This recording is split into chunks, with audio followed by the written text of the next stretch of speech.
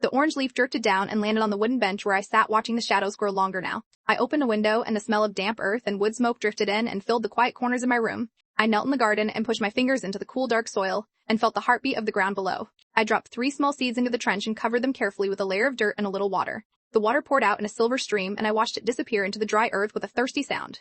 I made a cup of herbal tea and watched the water turn amber as the steam fogged up my glasses in the kitchen. I pulled on a thick wool sweater that smelled of cedar and felt the weight of it settle comfortably on my arms.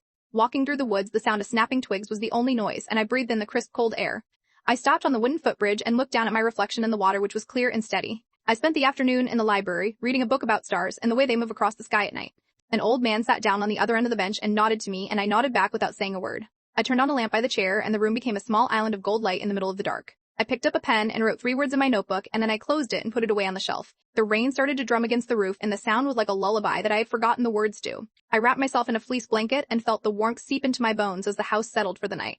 The morning mist hung low over the field, and I could see the shapes of the trees emerging like secrets revealed. I baked a loaf of bread, and the smell filled the entire house until every room felt like it was finally home. I cut a thick slice and watched the butter melt into the holes, and I ate it while standing by the window.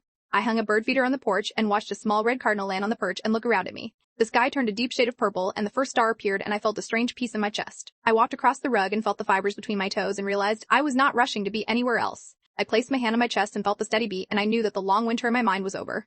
I stepped out onto the porch, and the air was cold, but I did not shiver as I looked out at the wide world. I walked down the driveway, and the gravel felt solid under my feet as I headed toward the center of the town. I passed a neighbor and said good morning, and he smiled back, and for the first time I didn't look at the ground.